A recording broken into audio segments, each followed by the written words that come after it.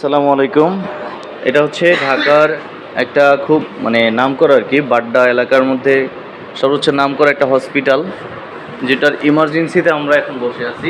ইমার্জেন্সিতে আমরা বসে এইভাবে টিকটক করার মতো আমরা সিচুয়েশন বুঝতে পারছি কি মামুন, তাই না? এখানে রোগী ইমার্জেন্সি, আমার প্রচুর অসুস্থ, যে আমি রিপোর্ট নিয়ে আসি, সব দেখছে, আমি বলতেছে ভর্তি করার জন্য। ভালো কথা, ভর্তি করবে।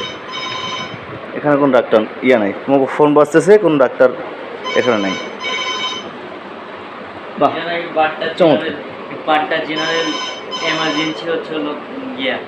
এমার্জেন্সি জায়গায় আমরা এখানে গল্প করতেছি, আমরা এখানে কোনো ওয়ার্ড বয় নেই, কোনো ডাক্তার নেই, কেউ নাই। যদি মানুষ মরেও যায়, হ্যাঁ, একটা ইমার্জেন্সি ইউনিটে এখানে সবাই টাকা ছিল, এখানকার ডাক্তাররা সবাই টাকা ছিল, আর কিছু আমি বিষয়টা বুঝলাম না।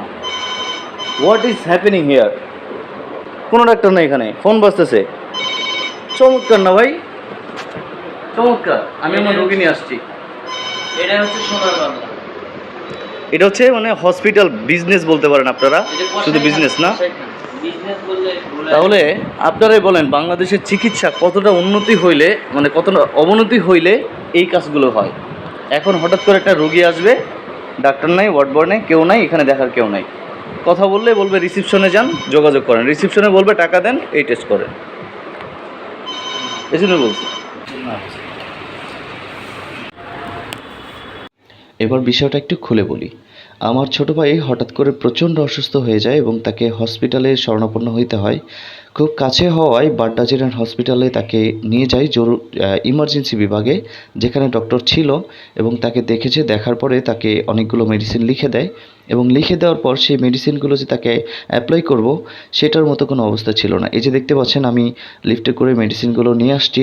আনার পরে সেখানে প্রায় 2 ঘন্টা যাবত আমরা ইমার্জেন্সিতে বসেছিলাম, বাট সেইখানে কোনো ওয়ার্ড বয় নেই, কোনো নার্স নেই, কোনো ডক্টর নেই যে এই মেডিসিনগুলো তাকে অ্যাপ্লাই করবে বা তাকে দেখবে।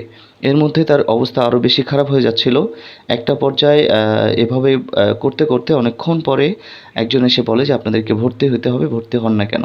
তো আমরা আর দেরি না করে ভর্তি হয়ে যাই। ভর্তি হওয়ার পরে থেকেই তাদের এই যে মানি বিজনেস, হচ্ছে হসপিটাল বিজনেস যেটাকে বলে, সেটা শুরু হয়ে যায়।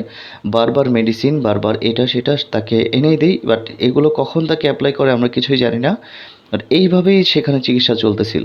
একটা পর্যায়ে বাধ্য হয়ে আমি বুঝতে পারতেছিলাম যে অপ্রয়োজনীয় কিছু টেস্ট সেগুলো তাকে দিয়ে দেয়, যেগুলো আসলে কোনো ভিত্তি ছিল না, আমার ছোট্ট জ্ঞানে যেটা বলে। তো সেগুলো তাকে টেস্ট করায়।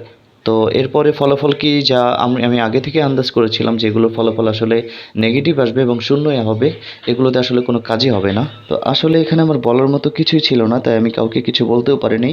তো এই জন্য ছোট্ট একটা ভিডিও করে রাখলাম, যেন পরবর্তীতে আপনাদেরকে জানাতে পারি। যেহেতু ভর্তি হয়ে প্রায় 2-3 দিন ছিলাম, তাই ভিডিওটা তখন পাবলিশ করতে পারিনি। এখন আলহামদুলিল্লাহ, আল্লাহর রহমতে আমার ছোটো ভাই একটু সুস্থ হয়েছে, বাড়িতে নিয়ে আসছি। তো যাই হোক, চিকিৎসা যেমনই হোক না কেন, আমার ছোটো ভাই সুস্থ হয়েছে, এটা আলহামদুলিল্লাহ। বাট যে হয়রানির শিকার হয়েছি, এটা হসপিটালের কতটুকু যৌক্তিকতা, এটা আপনারা জানেন। আশা রাখি আপনারা খুব ভালো করে বুঝতে পারতেছেন যে হসপিটালের ব্যবস্থাটা কীরকম। তো এর বিচারটা আপনারা করবেন, আপনাদের উপরেই ছেড়ে দিলাম।